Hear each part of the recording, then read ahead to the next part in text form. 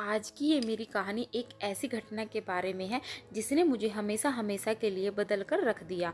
आज से ठीक 20 दिन पहले ही लोग मुझे सीनियर इंस्पेक्टर अतुल के नाम से जानते थे, पर आज मैं सिर्फ अतुल हूँ और मेरी इस हालत के जिम्मेदार एक फ़ोन कॉल है। अतुल, फ़ोन पर आजकल तू बहुत इंतज़ार कराने लगी है। क्या हुआ? मैं बोर करने लगा हूँ या पैसे चाहिए तुझे? मैंने बिस्तर पर लेटे हुए रानी से कहा। रानी अभी कमरे में आई थी। उसकी सांसें तेज और उखड़ी हुई थी, मानो कोई उसे जान से मारने के लिए उसका पीछा कर रहा हो। रानी, नहीं नहीं, ऐसी कोई बात नहीं है। वैसे भी तुम तो मुझे बाकी कस्टमर से ज़्यादा ही देते हो और तुम्हारे साथ मुझे इतनी मेहनत भी नहीं करनी पड़ती। रानी ने अपना बैग टेबल के एक कोने में रखा और मेरे बगल में आकर बैठ गई। रानी को तेज तेज सांसें लेता देख मेरी वासना की पुकार तेज होने लगी। मैंने तुरंत ही रानी को बाहों में भर लिया। अतुल मेरे साथ खुश भी है और पैसे भी नहीं चाहिए, तो फिर टाइम से क्यों नहीं आती? कोई बॉयफ्रेंड है क्या? मैंने रानी से पूछा, पर आज उसका ध्यान कहीं और था। मेरे पूछने पर उसने बेमन से कहा, रानी तुम्हें तो सब पता ही है, सुबह कॉलेज शाम में जॉब, अब घर की अकेली हूँ तो सब कुछ मुझे ही संभालना है, इसलिए कभी कभी कस्टमर्स उठा लेती हूँ, खर्च भी निकल जाता है और घर की ज़रूरतें भी पूरी हो जाती हैं। रानी अभी बोल ही रही थी कि मैंने उसके बदन के कपड़े नोचने शुरू कर दिए कि तभी वायरलेस पर अलर्ट आया। अलर्ट, कमिश्नर साहब राउंड पर आ रहे हैं। अतुल, धत तेरे की, सारे मूड की ऐसी की तैसी हो गई। मैं तुरंत ही अपने कपड़े पहनने लगा। मुझे जल्दी जल्दी कपड़े पहनते देख रानी बोली, रानी आज भी आधे में ही छोड़कर जा रहे हैं? और अतुल, अरे कमिश्नर राउंड पर आ रहा है, चौकी नहीं पहुंचा तो मेरी FIR करा देगा वो। ये रहे तेरे पैसे, जा अब तू भी घर चली जा। वायरल पर खबर सुनी मैं अगले 2 मिनट में होटल के कमरे में ही छोड़ चौकी के लिए निकल गया। जब मैं पुलिस चौकी पहुंचा तो पता चला कि कमिश्नर का मूड बदल गया था, इसलिए अब वो नहीं आ रहे थे। मैं करता भी क्या, अपनी किस्मत को कोस रहा था और कुर्सी पर बैठे बैठे नींद के मजे लेने लगा। रात में अब अपने चरम पर आ चुकी थी। पुलिस चौकी के चारों तरफ खराटे की आवाज़ें गूंजने लगी थी। इसी बीच मैंने किसी बूढ़े शख्स को रोते बिलखते सुना। अतुल, अरे कौन मर गया? इसका क्या? इसने आधी रात को नाक में दम कर रखा है। हवलदार, जरा देखो इसे। आधी रात को मैंने हवलदार को उसे बूढ़े व्यक्ति को चुप कराने के लिए भेजा था, लेकिन मुझे बिल्कुल भी अंदाजा नहीं था कि वो सीधा मेरे पास ही चला आएगा।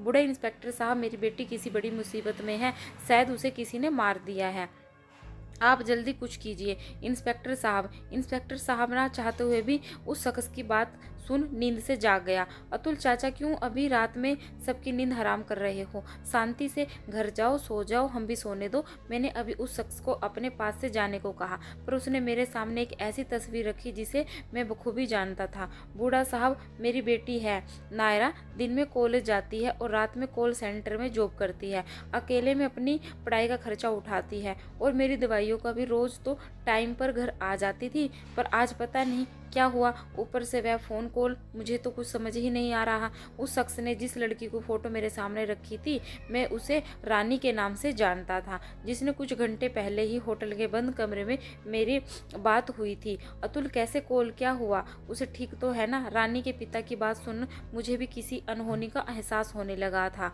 बूढ़ा, पता नहीं साहब, रोज़ जब काम से निकलती है तो मुझे फ़ोन करती थी, लेकिन ये बताने के लिए कि उसे मरने में बहुत खुशी हो रही है। उसने कहा कि मैं अपना ध्यान अच्छे से रखूं। अगर आपको मेरी बातों पर यकीन नहीं है तो आप ये कॉल रिकॉर्डिंग सुन लीजिए। इतना कहकर रानी के पिता अपनी बेटी से हुई आखिरी रिकॉर्डिंग को प्ले कर दिया। नारी रिकॉर्डिंग पर, पापा मुझे खुशी है, अब मैं मरने जा रही हूँ, आप अपना ख्याल रखिएगा, आपकी प्यारी बेटी नायरा। अपनी बेटी की आवाज़ सुन पिता के फिर एक बार फूट फूट कर रोने लगे, पर मैंने जो सुना उसे सुन मेरे पैरों तले जमीन खिसक गई। भला कोई मरने के लिए इतना खुश कैसे हो सकता है, वो भी तब जब उस पर इतनी जिम्मेदारियां हों, जो जिंदा रहने के लिए इतना सब कुछ करती हैं। भला उसे मरने में इतनी खुशी कैसे मिल सकती है? ऐसा अनगिनत सवाल मेरी सोच को कुरेद रहे थे, जिनका जवाब मुझे हर हाल में जानना था, क्योंकि वह रानी ही थी जिसने मुझे मेरी पत्नी के जाने के बाद संभाला था। मैंने तुरंत ही रानी के पिता से रानी की आखिरी कॉल की डिटेल्स ली और हेडक्वार्टर फ़ोन करके बोला, अतुल, हेलो हेडक्वार्टर, मैंने अभी तुम्हारे पास एक नंबर भेजा है, मुझे इसकी लास्ट लोकेशन चाहिए, अर्जेंट है। हेडक्वार्टर से बात किए अभी कुछ ही मिनट हुए थे कि मेरे पास रानी की सारी कॉल डिटेल्स आ गई और उसकी लास्ट लोकेशन भी। अतुल अंकल, आप मेरे साथ चलिए, मुझे रानी की लास्ट लोकेशन मिली है। हमें जरूर कुछ ना कुछ पता चल जाएगा। इतना कहकर मैं रानी के पिता को लेकर उस लास्ट लोकेशन तक पहुंच गया, पर मुझे आसपास कोई नहीं दिखा और ना ही मुझे सबूत का एक तिनका मिला जिसके सहारे में अपनी तहकीकात को बढ़ा पाता। अचानक ही मुझे एक स्ट्रीट लाइट पर एक सीसीटीवी कैमरा दिखा, जिसे देख मुझे समझ आ गया कि मुझे यहाँ क्या करना है। मैंने तुरंत ही अपना फ़ोन निकाला और हवलदार से बात करने लगा। अतुल हवलदार सुनो, एक सीसीटीवी की फुटेज चाहिए। मैं तुम्हें अभी एक लोकेशन भेजता हूँ, तुम 2-3 घंटे पहले की जितनी भी फुटेज रिकॉर्डिंग है वो सब मेरे फ़ोन पर ट्रांसफ़र कर दो। मैंने फ़ोन काट दिया और जल्दी ही मेरे पास सीसीटीवी कैमरे की सारी रिकॉर्डिंग भी आ गई। अतुल ये देखिए, अंकल आपकी बेटी नायरा यहाँ शायद आपको ही फ़ोन कर रही है। लगता है नायरा का फ़ोन ऑफ हो गया है। मैं अभी फुटेज देख ही रहा था कि अचानक से मैंने देखा स्क्रीन एक पल को ब्लर हो गई और एक फ़ोन बूथ अचानक से रानी के पीछे खड़ा दिखा, जिसे दिखे मैं और रानी के पिता दोनों डर गए। अतुल ये क्या, ये तो यहाँ नहीं था। मैंने चौंकते हुए अंकल से कहा। अंकल भी मेरे साथ सीसीटीवी फुटेज देख रहे थे। सच कहूँ तो मुझे वह फ़ोन बूथ जाना पहचाना लगा, लेकिन इससे पहले मैं कुछ सोच पाता रानी के पिता ने चिल्लाते हुए कहा। रानी के पिता अचानक से, ये पीसीओ बूथ कहाँ से आया? मतलब इसी ने मेरी बेटी को जान ली है। साहब इस बूथ को जला दीजिए वरना ये बहुतों को मौत के घाट उतार देगा। अतुल अंकल आप ये क्या कह रहे हो? एक पीसीओ बूथ कैसे किसी की जान ले सकता है? मुझे तो लगता है कि इसके पीछे किसी गैंग का हाथ है। रानी के पिता इंस्पेक्टर साहब, ये सब इसलिए कह रहा हूँ क्योंकि यह पीसीओ बूथ मेरा ही हुआ करता था। अब 15 साल बाद ये मुझसे बदला लेने आया है। रानी के पिता की बातें मेरी समझ से परे थी। मुझे उनका कहा को समझ नहीं आ रहा था। अतुल अंकल साफ साफ बताओ बात क्या है और इस पीसीओ से बूथ से आपका क्या कनेक्शन है? मेरी बात सुनकर रानी के पिता कुछ सोचते हुए बोले। रानी के पिता साहब, आज से 15 साल पहले मैं इसी शहर के बाहर एक पीसीओ बूथ चलाता था। आसपास के सब लोग मेरे बूथ पर ही बात करने आते थे। फिर एक दिन एक एमएलए का बेटा किसी लड़की को अगवा कर मेरे बूथ पर ले आया और उसे बेहोश कर मेरे बूथ में छिपा दिया। कुछ समय बाद जब मामला चारों तरफ फैल गया तो एमएलए और उसके दोस्तों ने बूथ समेत उस लड़की को भी जिंदा जला दिया।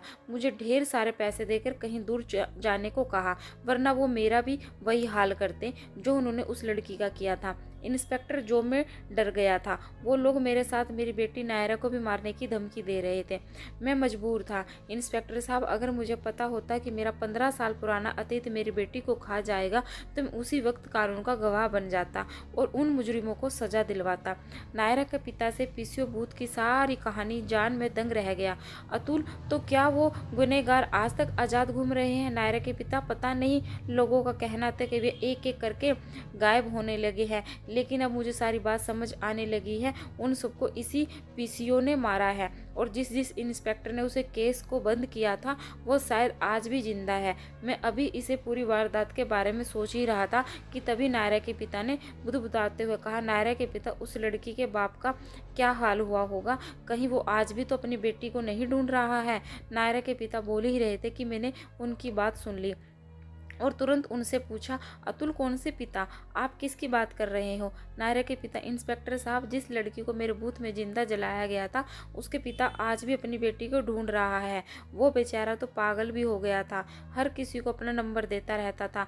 बोलता था कि अगर किसी को उसकी बेटी का पता चले तो इसे फ़ोन करके बता दें, लेकिन आज तक किसी ने उस एक फ़ोन करके नहीं किया। अतुल, मैं जाऊँगा अंकल, एक बाप तक उसकी बेटी की आखिरी मैसेज मैं पहुँचाऊँगा। नायरा के पिता, पर बेटा तुम्हारी जान को खतरा है। उस लड़की की आत्मा अभी भी अपने बदले की आग में जल रही है, वह तुम्हें जिंदा नहीं छोड़ेगी। नायरा के पिता ने मुझे रोकने की बहुत कोशिश की पर मैंने उनकी एक नहीं सुनी और अपना फ़ोन ऑफ कर मैं भी सुनसान रास्ते पर अकेला चलने लगा। और जैसे कि मैंने सीसीटीवी फुटेज में देखा था, फ़ोन ऑफ होते ही बूथ ठीक मेरे पीछे खड़ा था। मैं अपनी हिम्मत बांध अंदर चला तो गया, लेकिन वहाँ से जिंदा कैसे निकलना था यह मैं नहीं जानता था। मैं जैसे ही पीसीओ बूथ के अंदर गया, मेरी बाहर की हड्डियां अकड़ने लगी। मेरे चारों तरफ काली शक्तियां मंडराने लगी थी।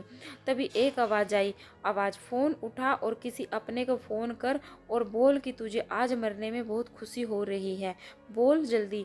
यहाँ मैं काली शक्तियों से लड़ने में लगा था। उतनी देर में वो काली शक्तियाँ मेरे जिस्म से मांस का लोथड़ा अलग कर देती। अतुल ठीक है, तुम जैसा बोलोगी मैं वैसा करने के लिए तैयार हूँ, मैंने उन काली शक्तियों से कहा, जिसे सुन वो थोड़ी शांत हो गई। मैंने भी याद किया हुआ नंबर तुरंत डायल कर दिया। अतुल हेलो।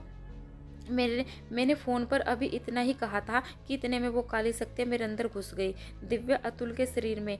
पापा, मैं दिव्या बोल रही हूँ, आप कैसे हो? पिता दिव्या, तुमको तो मैं पिछले 15 साल से ढूंढ रहा हूँ, कहाँ हो तुम मेरी बेटी?